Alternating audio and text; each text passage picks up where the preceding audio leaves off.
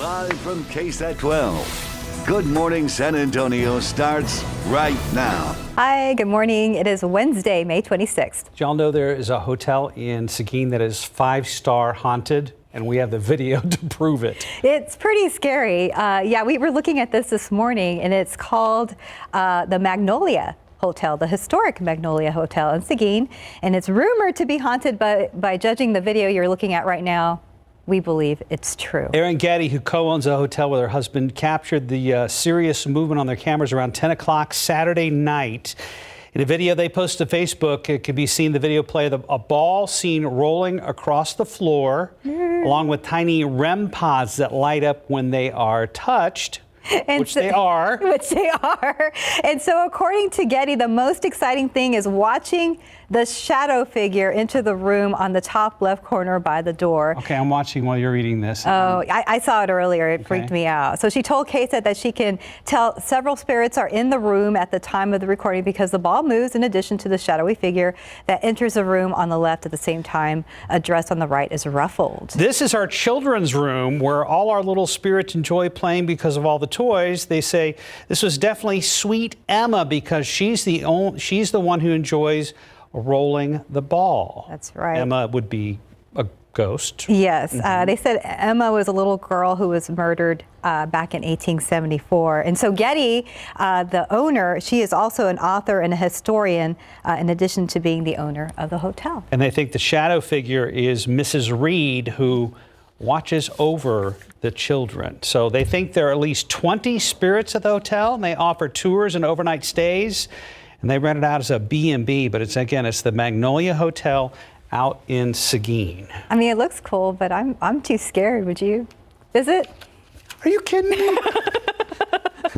You go to a hotel to sleep, right? Right. Who's sleeping at this hotel? Nobody. Let's look at today's 9 at 9. 16 people are dead in what's being called a terror attack in Peru. The attackers left notes and signs calling for the boycott of the country's presidential election in less than 2 weeks. Tens of thousands of homes and shelters in India were washed away by a cyclone overnight. Brought winds of up to 90 miles an hour. No injuries or deaths have been reported after more than 1 million people had to evacuate earlier this week.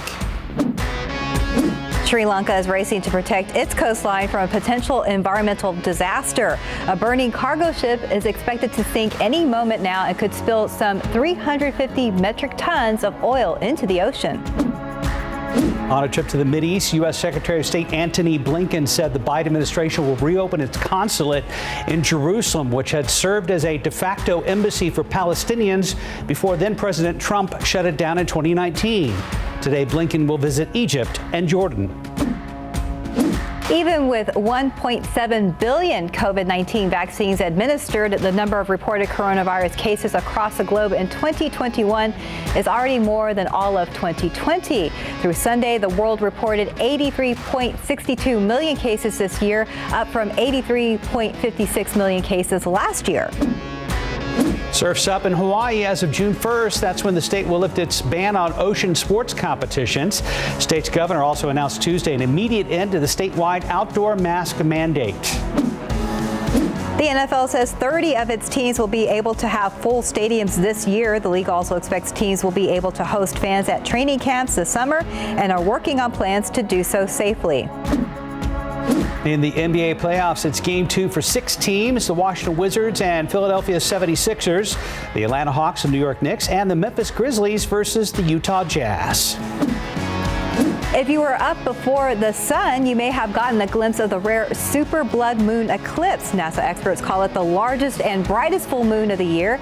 If you missed it, mark your calendar for November 19th when you can spot a partial lunar eclipse. And that's today's 9 at 9. We had a couple of pictures this morning. We did from some of our crew members here at KSAT. What you missed during the 9 at 9 was a rant from our chief ghost skeptic, Justin Horn. He joined us now. Justin, I know you weren't necessarily planning on talking about this right here and now, but guess what? I know. Listen, it's not that I mean, it was an interesting video. I'll say that. When you shrug like that, I'm always finding reasons, maybe the window was open. Right. Sure, looking for a scientific explanation. Yes. Yes. Okay. So we're sending you and your wife for a weekend trip to the Magnolia Hotel in Seguin. Happy anniversary! I'd like to check it out. Seems like a cool place. 76 degrees right now. Cloudy skies. Southeasterly winds at 9. Dew point is at 71. It's humid out there. Humidity stays with us for, well, really into the weekend. It's going to be sticky. Temperatures close to 90 this afternoon. A very, very slight chance for rain here in San Antonio. Better chances off to the east. And looking at the temperatures right now, 77 in New Braunfels, 76 at Randolph, 79 Stinson, 72 Bernie Stage. And there's not a temperature in Seguin, so maybe there is something going on there right now. And looking at the pollen count, molds are high, 1,120. Grass is low at 40. And rain chances as we look forward, there are some chances Saturday, another chance on Tuesday, some very slight chances Sunday, Monday. We'll talk about all of that coming up here in just a few minutes. Guys. All right, thank you, Justin. Taking a look out with TransGuide, things are moving there at Loop 410 and 151.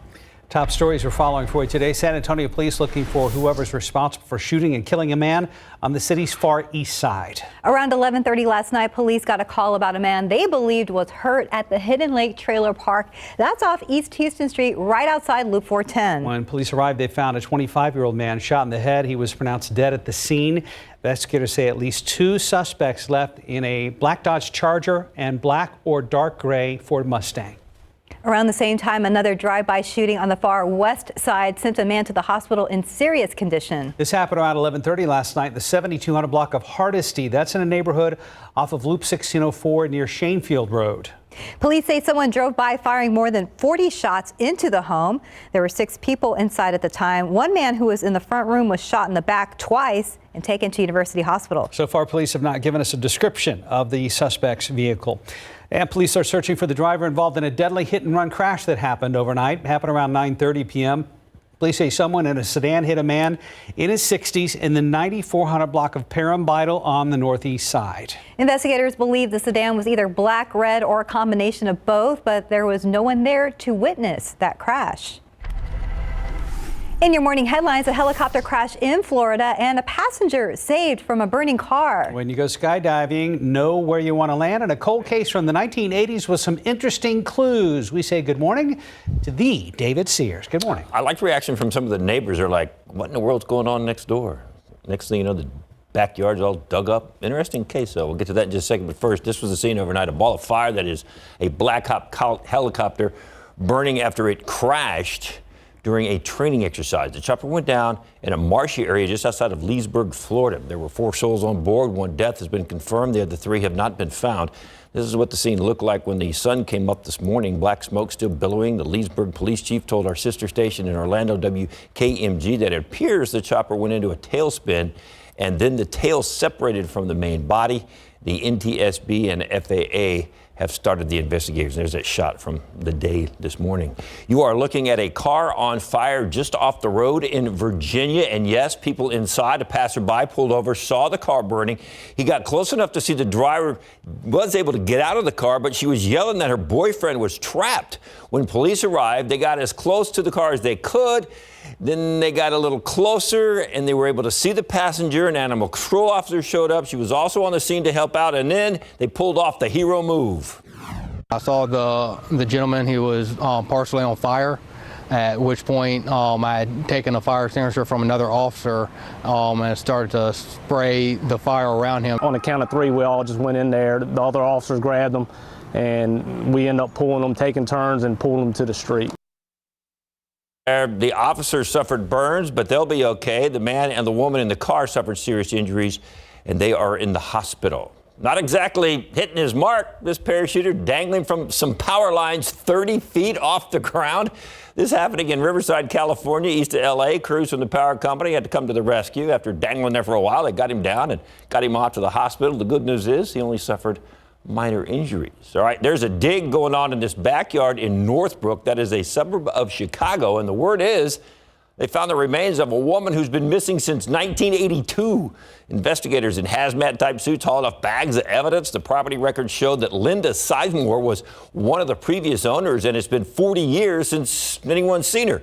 After digging and hauling, police confirmed they were investigating a cold case from '82. This whole thing has the neighbors intrigued. Evidently, 2 weeks ago, the village had asked the son that lives here to move the shed for an easement.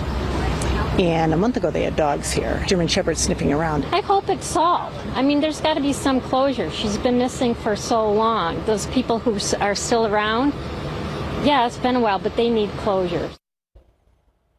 Interesting. Investigators will be on the property for another couple of days, gathering more evidence.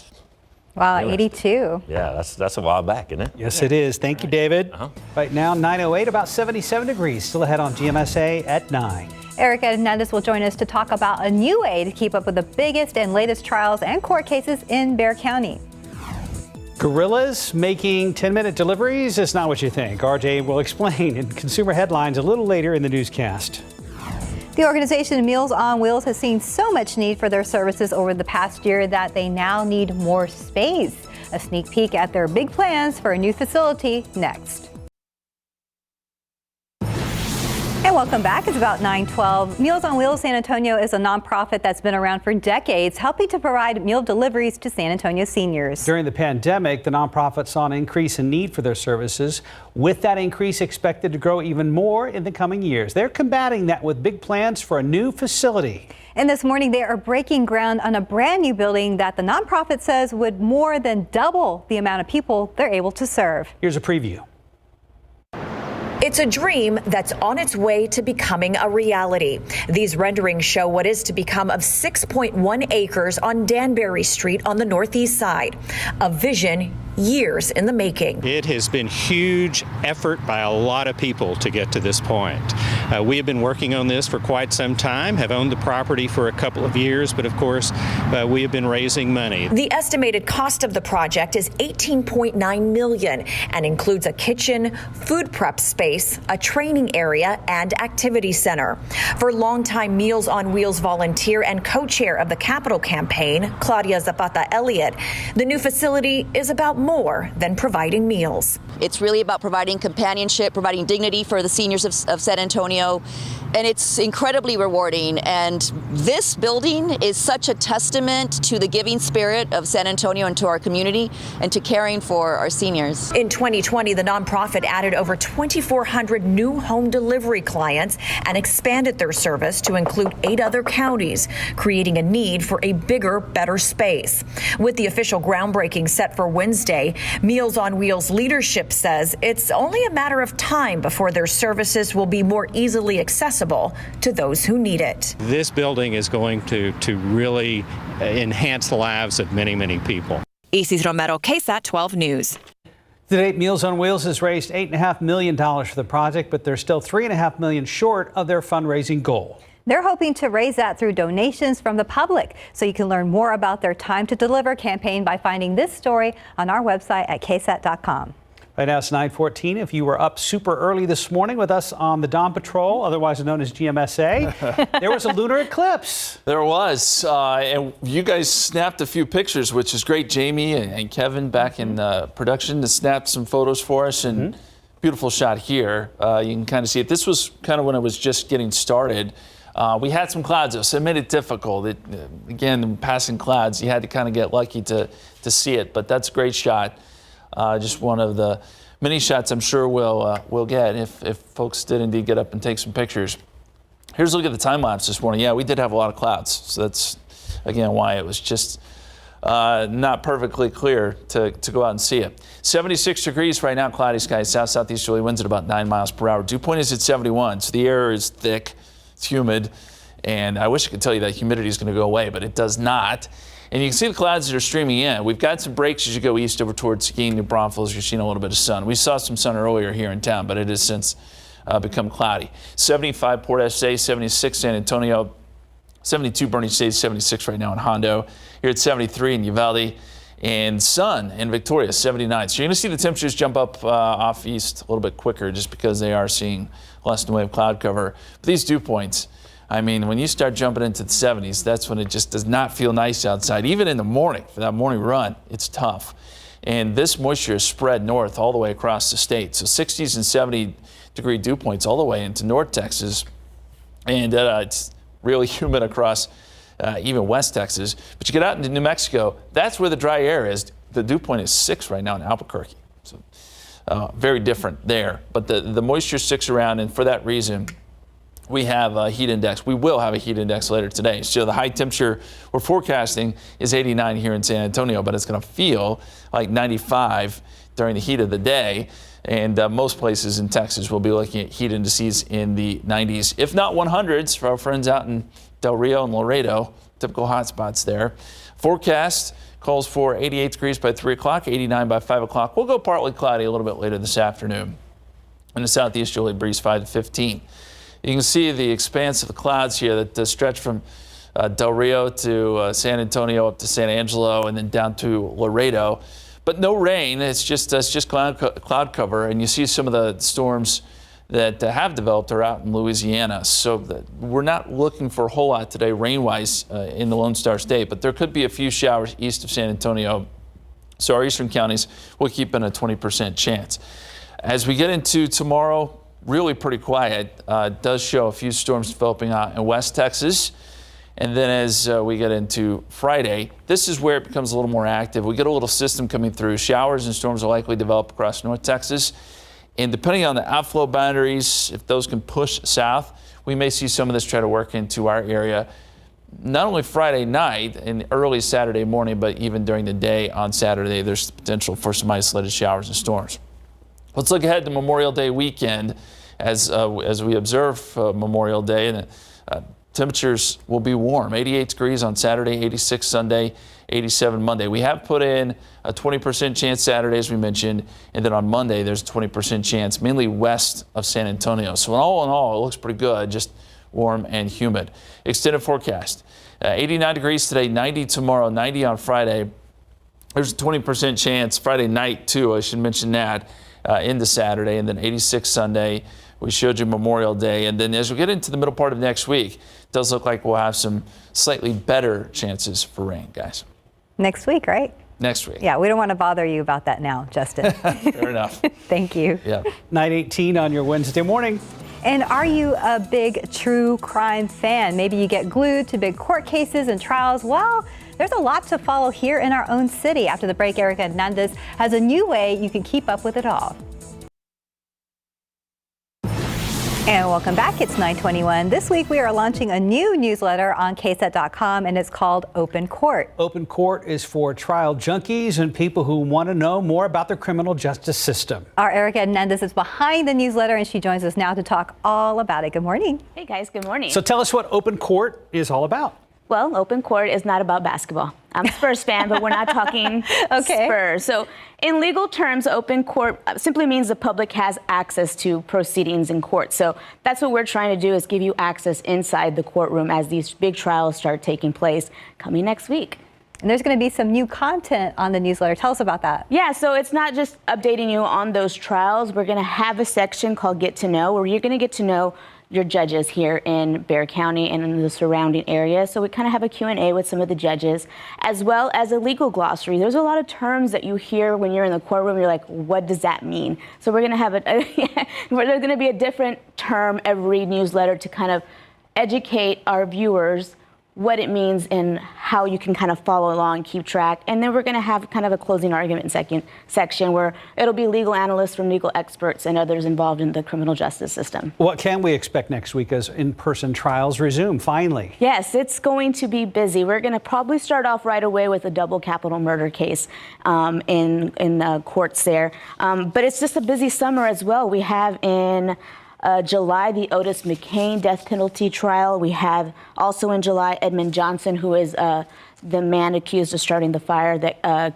killed a San Antonio Fire Department firefighter, Scott Deems. And then we have in August, Andre McDonald, who's accused of killing his wife, Andrea McDonald. These are all high-profile cases that we've followed from day one. All three of those. And so it's going to be a very, very busy summer. You're going to have your hands full. Oh, yeah, for sure. Yeah. Very busy, a lot of people interested. So how can people sign up for the newsletter, and how often will it come out? Yeah, so if you go into our courts tab right now on KSAT.com, there is a sign-up sheet where you can sign up for this newsletter. It'll be coming out every other week. And also we'll have some special edition newsletters as those high-profile cases start coming out. We're going to refresh everybody's memory on these cases because it has been a while, especially for this one coming up next week.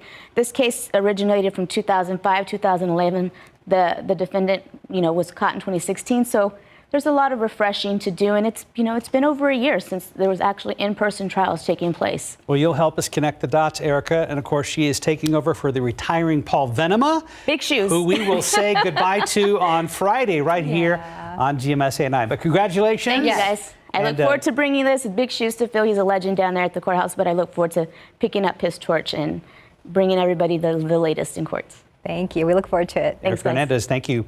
Still ahead on GMSA 9, a Houston Tiger made national headlines last week, but where is he now? David Sears has an update. And a new Disney villain movie hitting living rooms and theaters this weekend. A little preview and history lesson on the iconic character a little later in the show. From a pandemic rebound to 10-minute deliveries by gorillas. After the break, RJ breaks down some consumer headlines. And as we head to break, a quick check of the roads with TransGuide. There's Loop 410 at 151, and things are moving. We'll be right back.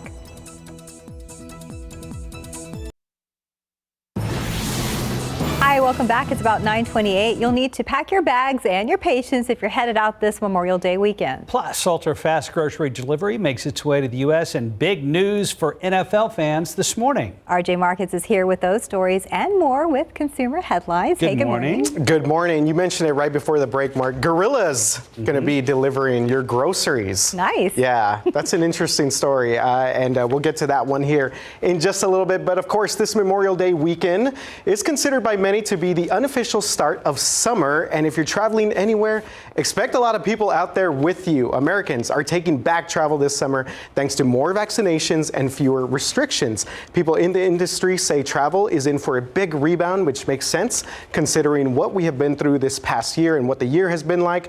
And it all gets started this weekend. This Memorial Day weekend, you're going to start to see something that is unlike anything we've ever seen. When things are taken away from you, you want it more. What was taken away from us? Traveling and connecting with other people. Oh yeah, isn't that the truth? So here's the thing, connecting is going to cost you a little bit here. AAA says Memorial Day travelers will pay the highest gas prices for the holiday since 2014, and the nation's major airlines say airfare costs are near or even above pre-pandemic levels. And keep in mind, you'll still need to wear a mask to travel on buses, trains, and commercial flights.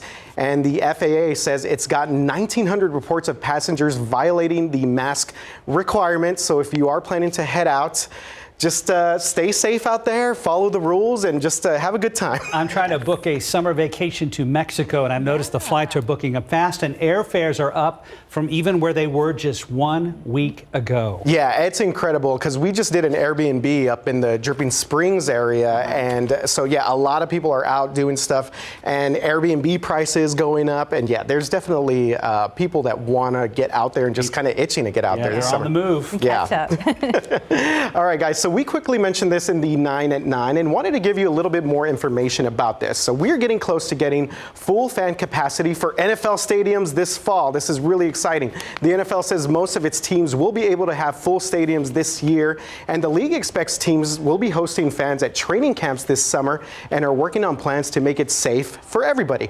Right now, 30 out of the league's 32 teams will be able to have full stadiums. That is great news. The Indianapolis Colts and Denver Broncos are the only two that haven't made the move, but the league says they are trending in the right direction. The NFL is working with teams on protocols for mask and vaccination requirements for fans. So training camps for most teams will start in late July. So I'm really excited about this. We've seen now NBA, a couple of playoff games, and yes, I'm watching a little bit just because I want to see Kawhi Leonard lose, but it's great to just see fans in the building. It is, and it'll be great to have them back in stadiums this fall. Yeah, and of course, out of Jerry World, they've just kind of been doing this for a while now. So that Canelo fight was pretty incredible. 70,000 fans out there. Wow, were there that many? 70,000. So no idea. But good news for the NFL there. Okay, guys, switching gears a little bit. How would you like getting your groceries delivered in 10 minutes or less? Sounds great, right? An ultra-fast delivery company that launched in Berlin has become so popular in Europe, it's now making its way to the United States. The company is called Gorillas, and here's how it all works. So unlike DoorDash and Uber, Gorillas does not rely on gig workers to make deliveries. Instead, it has a fleet of bike carriers. Look at these guys. I don't know if they're going to be doing those types of tricks, who deliver goods from strategically located warehouses. So this is starting up in Brooklyn for now, makes sense there, with plans to expand throughout the entire New York City metro area, kind of that Manhattan area. Each warehouse will hold about 2,000 to 2,500 items, ranging from fresh produce and milk to even pet products. It charges $1.80 for delivery with no minimum order size. Wow, that sounds like a deal. It definitely does, but I was trying to think of like what area here in San Antonio would maybe have one of these warehouses, maybe like Southtown, you know what I mean? Because I mean, they got to stick to their 10 minutes or less, right? They would have to have quite a few to cover our area. That's what I'm saying. They would have to jump out of an airplane. Or do the drones and stuff like that. Yeah, maybe just not use bike couriers this time. Stay tuned to see what happens with Gorillas. Yeah, that would be interesting. I would feel like I'd need to offer them like, a snack or some water after all of that. If they're doing those tricks, then for sure, maybe. Yeah. Okay, guys, last one here. We've been talking a lot about people meeting up and getting back together with friends or family. So an interesting side effect to all this is that deodorant sales are way up. Yes. A report by a market research company called Mordor Intelligence says the North American deodorant market is expected to see a nice uptick not only this year, but through the next 5 years. The average monthly sales of deodorants fell drastically during the pandemic compared to that during or before COVID hit America. So it is definitely on the comeback. And as we saw right there, that's not the only thing. Market analysts say that there has been an increase in sales for teeth whiteners and perfumes and colognes as well. So people, I guess, meeting up, wanting to get hygienic again. Why are people not doing this at home? I don't know. Got to look good, smell good, feel good, dress good. Yeah. All that stuff. Yeah, definitely. Break out the Axe body spray, I guess. But you should be doing that for your family at home anyway, right?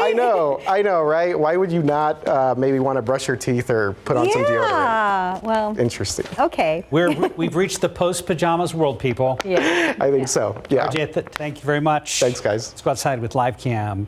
Is that true? 77 degrees at last check? Yeah, 77. We're starting to see those temperatures jump up. If we see a little bit more sun here in the next couple of hours, they'll really jump up into the 80s here pretty quickly. It's warm, it's humid. You know that. It's going to be sticky really through the afternoon and into tomorrow as well. Let's look at the numbers around the area. Generally 70s. We're closing in, though, on 80 degrees down there at Stinson, 74 Uvalde, 70 Las Maples. So you'll need your deodorant today, so don't forget. 76 so far today. 73 was the low this morning. The averages are 89 and 69. We're going to be right there. I mean, it's a fairly average day. The record is 100, set back in 1989. As you look at the high temperatures today, the high temperatures there on the left, the forecast heat index there on the right. So yes, we'll get up to around 89, but it'll feel like 95 here in town when you factor in all that humidity. We're going to talk much more about the rest of your forecast, the Memorial Day weekend forecast too, coming up here in just a few minutes. Guys. Thank you, Justin Old Spice Horn. Right now, we're looking at TransGuide 410 and 151 light traffic out there. I never thought I would hear you guys talk about that. Anyway, now to an update on the story from last week. David Sears is back with a tiger update, and I'm assuming this is that tiger out in West Houston? Yeah, you guys remember that tiger roaming the streets of a neighborhood there in Houston? Well, it took a couple of weeks, but they finally got that tiger. They found her, and then they shipped her off. Her name is India, and she is now settling into a new home in the Dallas area.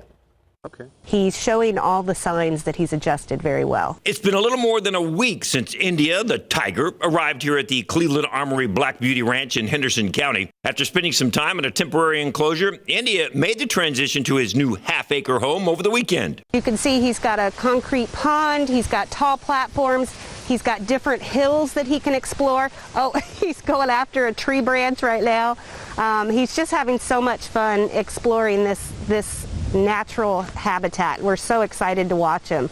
Ranch Director Noel Almrood says India is acting like a tiger should, stretching, scratching, stalking in the tall grass. Well, because he's so young, we're hopeful that there wasn't any damage done to him physically or mentally. For now, India is being kept away from other tigers to ensure he doesn't spread any viruses, diseases, or parasites. The next step would be for him to finish up his quarantine, and then we would put him closer to other tigers and watch how he acts. She says tigers typically live alone in the wild, so it's not a sure bet that India is going to care to interact with the others. But we do have Elsa, who was also rescued earlier this year, that is about the same age. And if they are both interested in each other, then we will definitely pursue an introduction. But if not, then they can live by themselves quite comfortably. India and Elsa may be finding a new home, though, because India is expected to be moved to a bigger habitat. It's like a resort. It's got a pool and everything. So maybe Elsa wants to go and, you never know. It's Tiger Match on tigermatch.com. Tigermatch.com might work out. Thank you, David. Sounds Appreciate the update.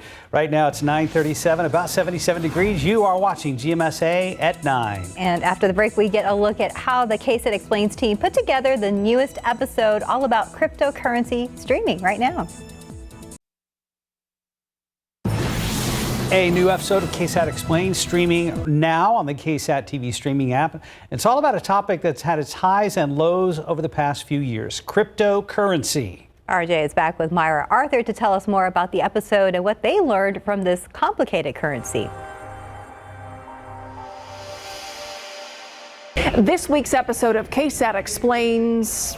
Where do we begin? It is all about cryptocurrency. And honestly, it's a good place for viewers to begin. If you're wanting to get a better understanding of what digital currency is all about, what is it? How does it work? How does it get its value? Because you've probably had conversations lately about Bitcoin, Dogecoin, and either you've nodded and smiled and pretended that you know what's going on, or there is still much to learn in this episode, RJ. Yeah, Myra, a lot to cover here. And generally that was our idea here, was just kind of like the digital currency for dummies, or the simplest way to sort of put this. So we wanted to really kind of break down what some of the key phrases were, some of the key terms you mentioned: Bitcoin, Dogecoin, blockchains, NFTs. So those are things that we all kind of explored here because, as you mentioned, chances are that it has become part of your lexicon. It's been around your environment, and a lot of people are definitely getting into this now. And I have to say that every last member of our team had questions going into this.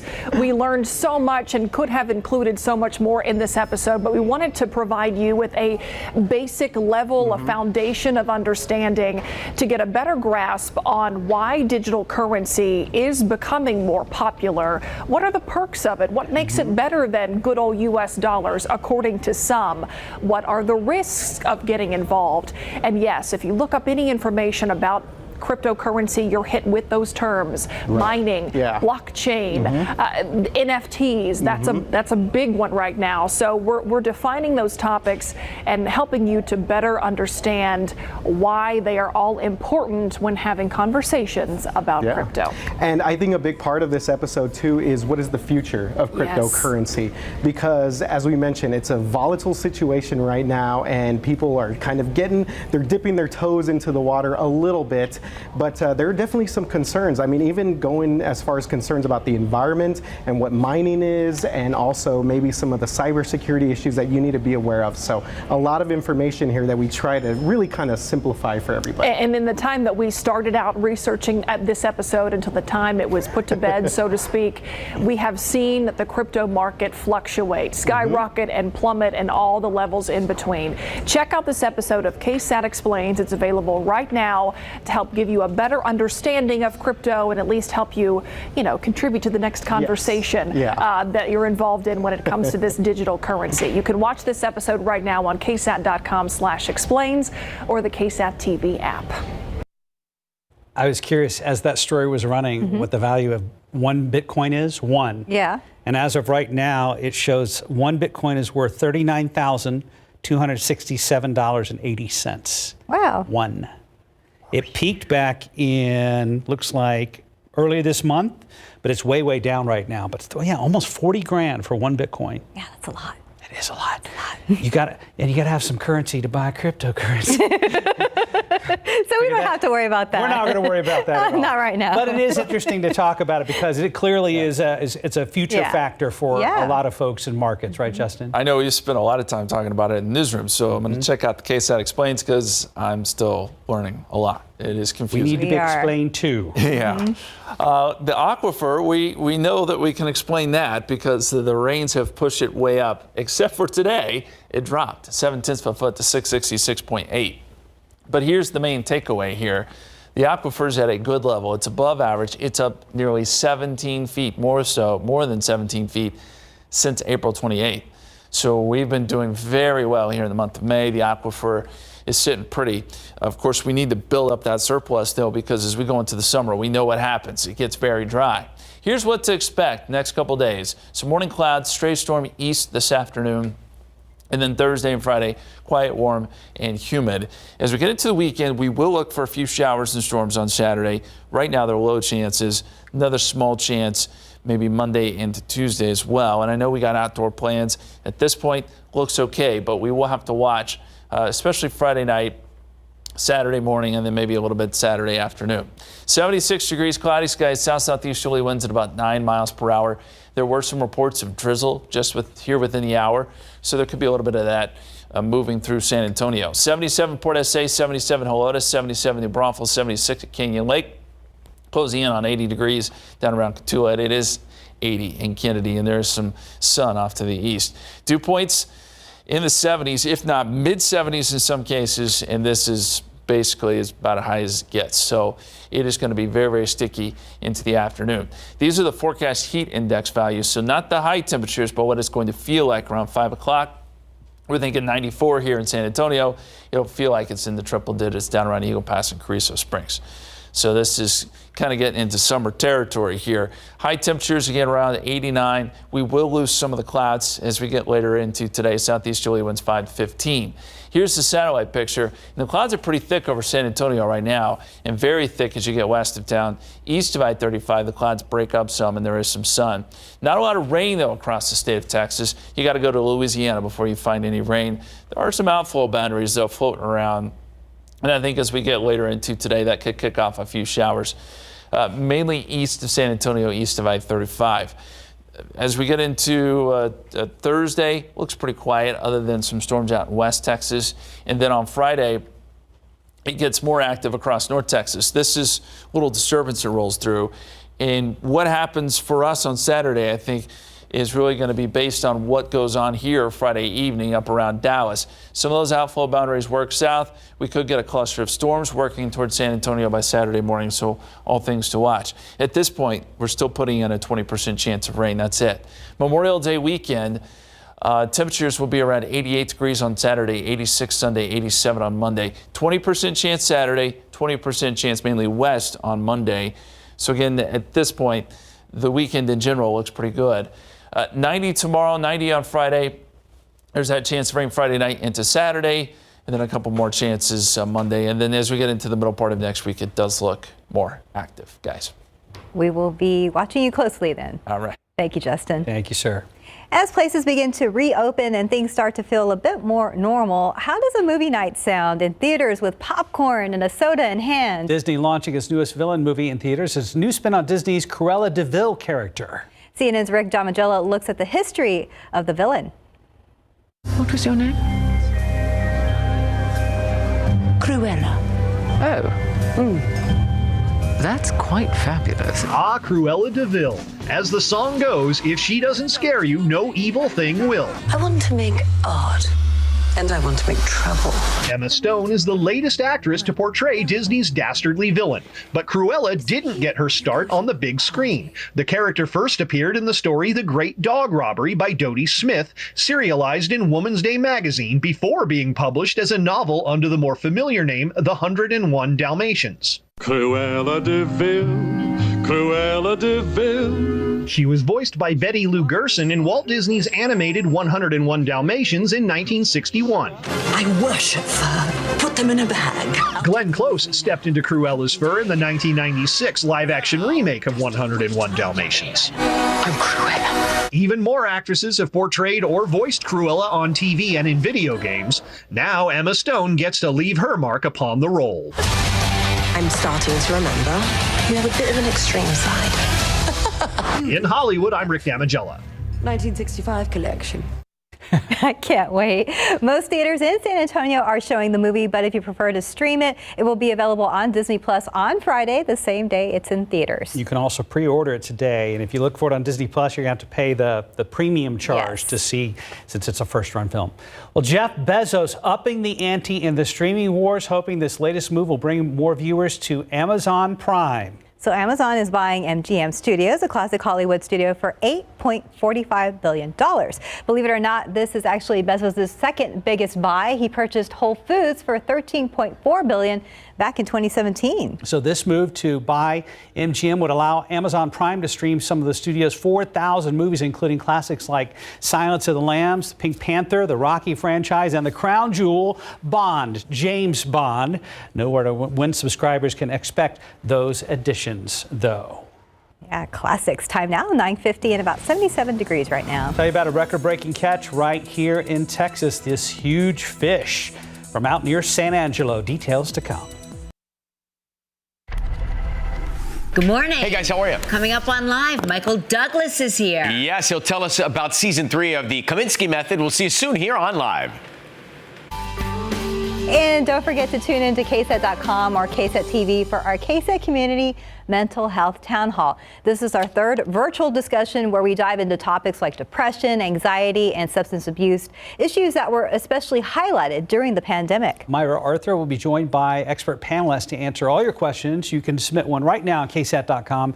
Then tune in tonight at 7 o'clock. You can watch on KSAT.com or on our streaming app, which is available on Apple TV, Amazon Fire Stick, and Roku. I'm Max Massey. Tomorrow on GMSA at 9 a.m. we have our Teacher Spotlight. I'm going to introduce you to a local math teacher who is going above the numbers to inspire his students. And let's check TransGuide as we wrap up this newscast. Right now looking live at 35 at Alamo. Roads are dry, and does it look like it could stay that way today, Justin? Yeah, I think for the most part it'll be a dry day. There is a little bit of drizzle out there, but it's not collecting on the roads or anything like that. Shouldn't be a big problem. And I think we'll get some clearing later this afternoon. Just 20% chance of a shower or two east of San Antonio. Some more slight chances coming up Friday night into Saturday. All right, so the big lakes around here for fishing are Calaveras, Canyon, Medina, maybe Bernie. But a Texas man has set a world record for a hybrid bass caught out near San Angelo. That's right. You were telling me this is the Ivy Reservoir, right? In Texas. Yes. Yeah. Not only was this fish a state record, it was actually a hybrid that scored the world record. Wyatt Frankens said he caught what he believed to be a smallmouth bass at O.H. Ivy Reservoir near San Angelo. And as the owner of Guide Service, he knows the area pretty well and was hoping to catch one of the giant largemouth bass that he had heard were in that area. So he posts it, and of course, it's a big fish, and people start saying, well, that's not really a smallmouth, not really a largemouth. Turns out it's a world record hybrid largemouth, smallmouth bass. And darn it, he's showing the bait he caught it on. So yeah, this is there was a 7.6 pound. Wow. And I looked at the picture and I told Mark, that doesn't even look real. Some big fish at O.H. Ivy, but don't tell anybody, it's a secret. That's right. Let Mark have a shot at it. Have a great day, guys.